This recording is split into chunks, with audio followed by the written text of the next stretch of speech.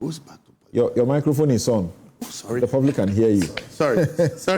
Vera. I can hear you. Okay, go ahead. Let's hear you now. Okay.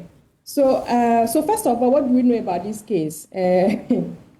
Attorney General was quite clear with his charges and came out and read out to us that money has been transferred, properties are in your name. And so, in fact, for this letter, this is the first time we are hearing from Mr. Edubuahin. All these weeks, this is the first time we are hearing from him. Perhaps the first time we heard him was the suit he filed against the Attorney General. Oh, right. So through his lawyers, it sounds like, okay, this is what he's telling us about the whole case. For the suit, that's another matter. So for him to come out and give out this information, which was supposed to be confidential, however, somehow, it found its way to the public. And so for me, his approach, it's a bit bizarre for me, because if this information he's telling us are quite classified, as he put it, I know there are processes and procedures that can be facilitated, arranged in court for these conversations to be done.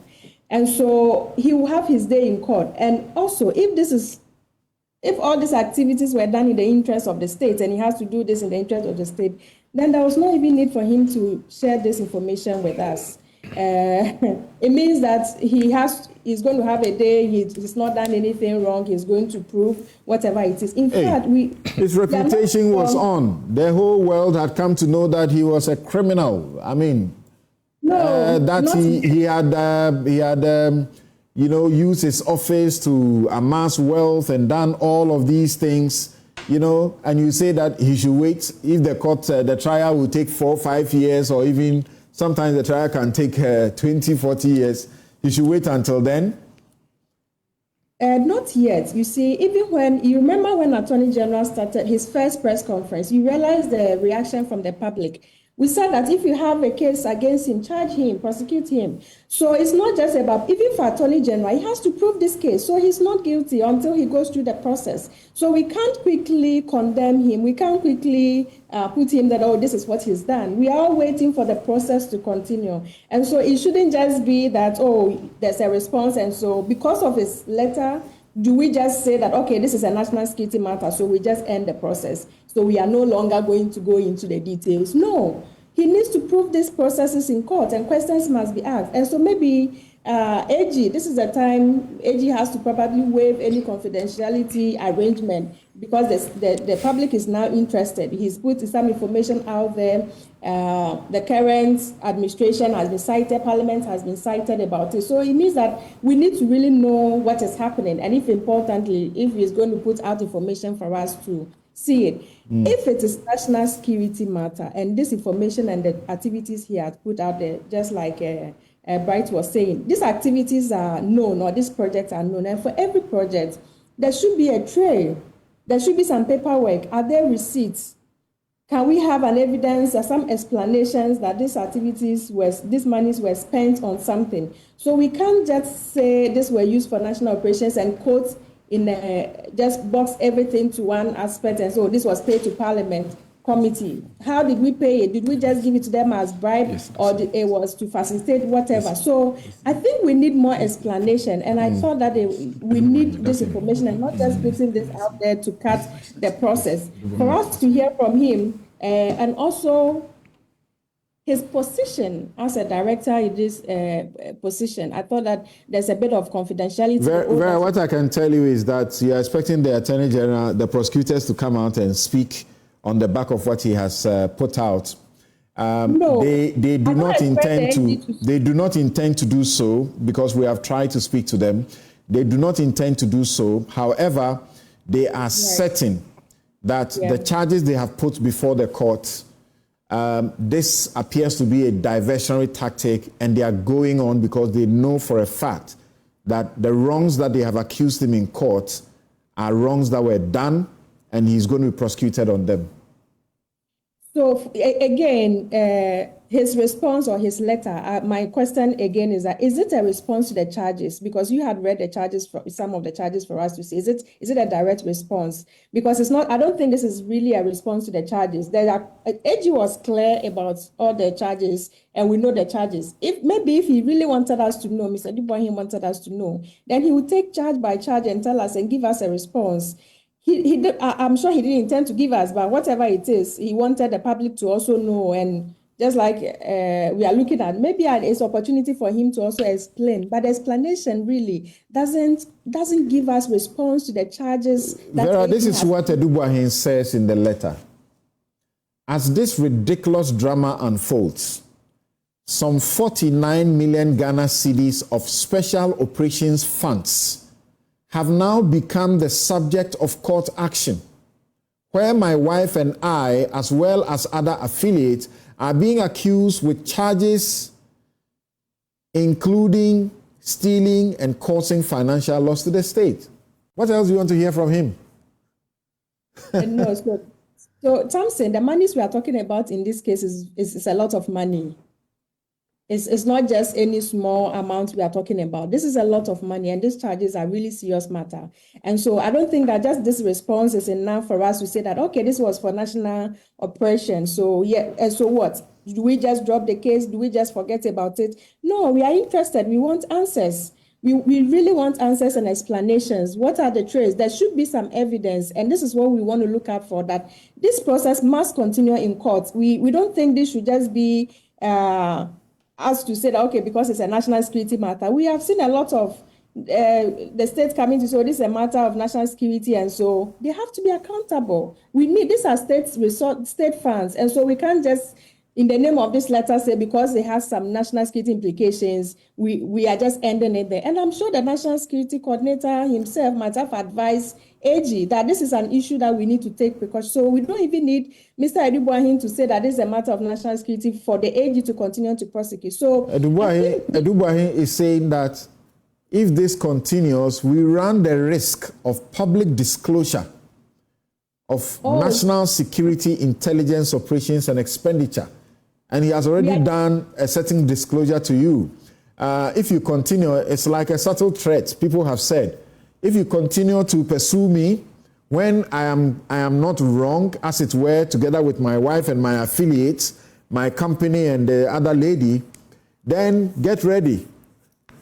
Or as for you at CDD, you are happy that you hear a lot more, national security stuff. Something we are interested.